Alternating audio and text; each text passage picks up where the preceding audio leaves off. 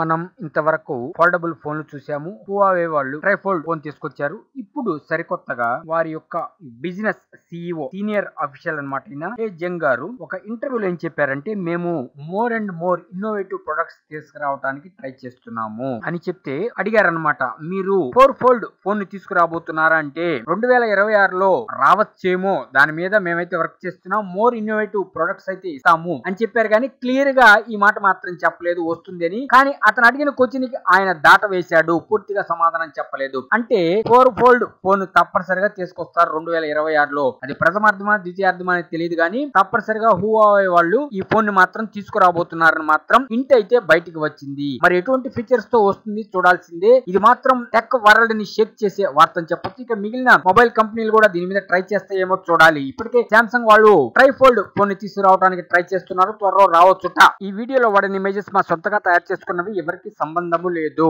Hi friends, want more technology news? Please subscribe to VKT News YouTube channel.